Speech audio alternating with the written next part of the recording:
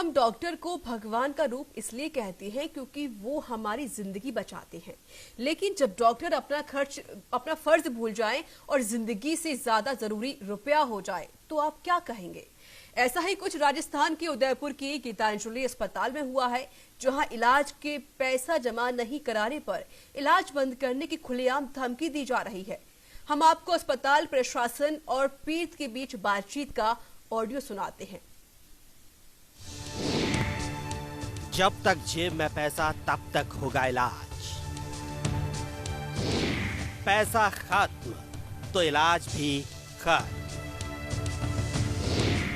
एक निजी अस्पताल ने की मानवता की हदें पार। पैसे जमा नहीं करवाने पर इलाज बंद करने की दी धमकी।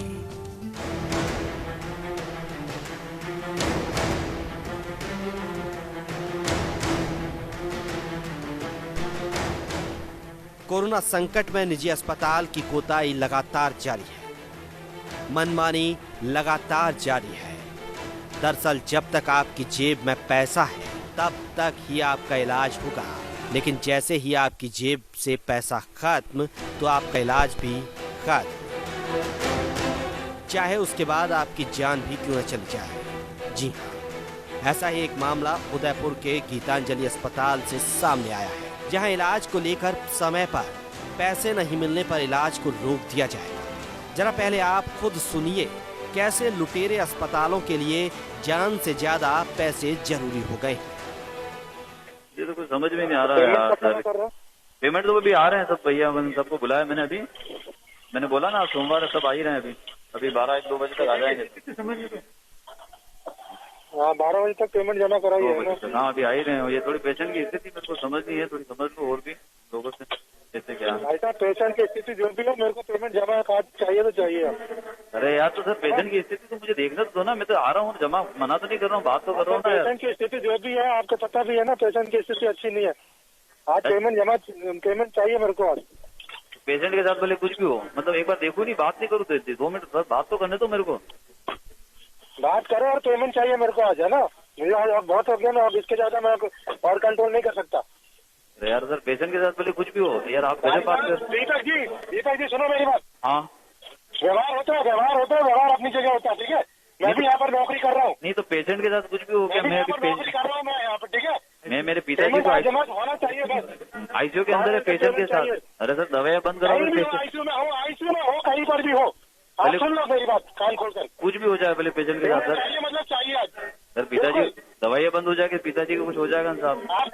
कुछ भी हो जाए तो हो जाए, अब मैं नहीं बर्दाश्त कर सकता इसके आगे। सर मैं आपसे आपकी वजह से मैं परेशान हो रहा हूँ यार। मैं भी तो गीतांजलि चाहिए आप किसी भी हाल में। सर गीतांजलि मैं बात नहीं करना चाहता। मैं गीतांजलि हॉस्पिटल में आया हूँ। भाई बंधु के नाते मैंने मेरी बात सुनो। मैं गीतांजलि हॉस्पिटल में सर इलाज कराने आया हूँ ना सर। मेरी बात तो सुनो। मैं भी तो यहाँ इलाज कर रहे हैं, हम लोग इलाज कर रहे हैं, समझ में आई है। और आपको शुरू से हम लोग समझा रहे हैं। नहीं तो मेरी लिमिट 2 लाख है तो 2 लाख है। मैं आईसीयू के अंदर हूँ। चाहिए किसी भी हाल में। और मैं आईसीयू के अंदर भी हूँ, मुझे नहीं मालूम। अब मैं मेरे सब खत्म हो गया, ठीक है। मेरा कंट्रोल खत्म हो रहा है, मेरे को गुस्सा मत दिलाओ। मैंने आपके भाई बंधु के नाते मैं आता हूँ मिलता हूँ। मैं नहीं हूँ ऑफिस में, आप आके मिलो।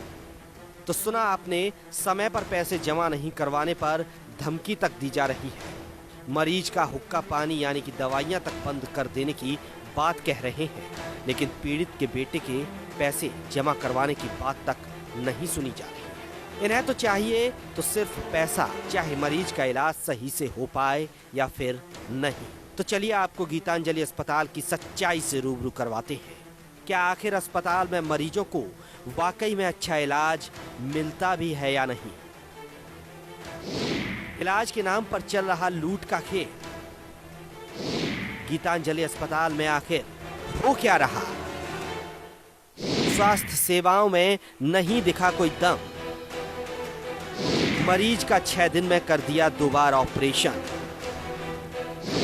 परिवार पर तीसरा ऑपरेशन का बनाया जा रहा दबाव। ऑपरेशन के नाम पर बना रहे लाखों का बिल। मरीज की जिंदगी से ज्यादा पैसा इतना जरूरी?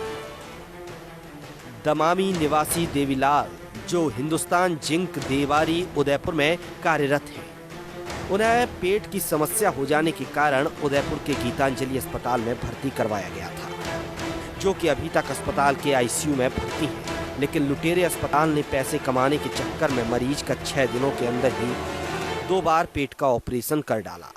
लेकिन अभी भी अस्पताल फिर से परिवार को मरीज का तीसरा ऑपरेशन करवाने को कह रहा है। इससे अब आप खुद ही अंदाजा लगाइए कि गीतांजलि अस्पताल की चिकित्साएं कितनी बेहतर हैं। बहरहाल गीतांजलि अस्पताल सवालों के घेरे में तो आ ही चुका है। अब ऑडियो सामने आने के बाद अस्पताल की सारी सच्चाई लोगों के सामने है।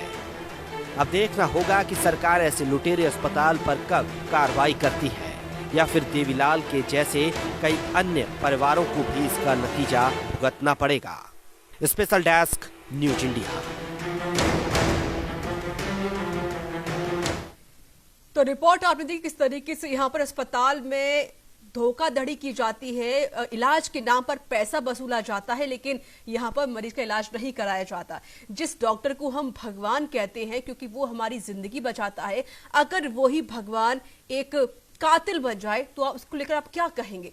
हमारे साथ जुड़ चुके इस पर चर्चा करने के लिए मरीज के बेटे हैं दीपक दमामी।